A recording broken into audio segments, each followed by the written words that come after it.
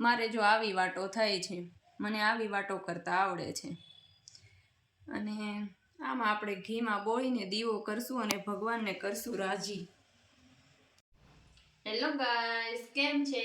જય શ્રી કૃષ્ણ. મારી YouTube channel પર તમારું સ્વાગત છે.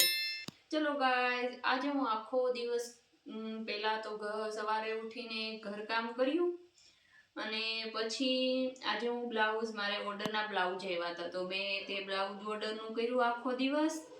પછી સાંજની રસોઈ બનાવીને જમી કરવીને ફ્રી થઈ ગઈ છું.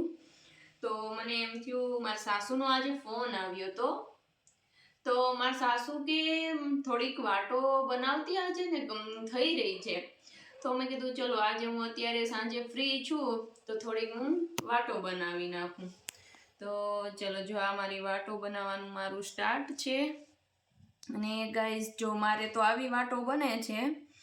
જો તમને કોઈને સારી એવી આ વાટો આવડતી હોય તો મને કોમેન્ટ કરજો.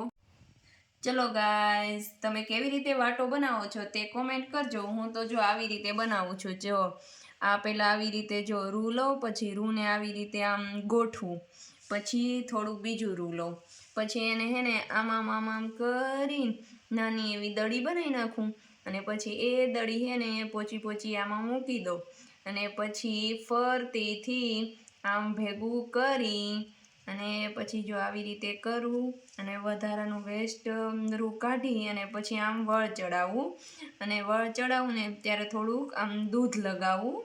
તો દૂધ લગાવવાથી વળ એકદમ સરસ બેસી જાય. દૂધ અને પાણી લગાવવું અને પછી પાછું રૂ આમ રાખવું એટલે નાખવું એટલે વળ એટલો સરસ બેસી જાય કે વાટ વિખાય જ નહીં. જો ગાઈઝ, થઈ મસ્ત વાટ. હું આવી રીતે બનાવું છું. તમે કેવી રીતે બનાવો છો તે કોમેન્ટ કરજો. ચલો ગાઈઝ, આવી જાઓ વાટો બનાવવા. હવે તો ગાઈઝ, મારી યુટ્યુબ ચેનલને લાઈક કરજો, શેર કરજો અને સબસ્ક્રાઈબ કરજો અને નેક્સ્ટ વિડીયો જોવા માટે તૈયાર રહેજો. ચલો બાય, જય શ્રી કૃષ્ણ.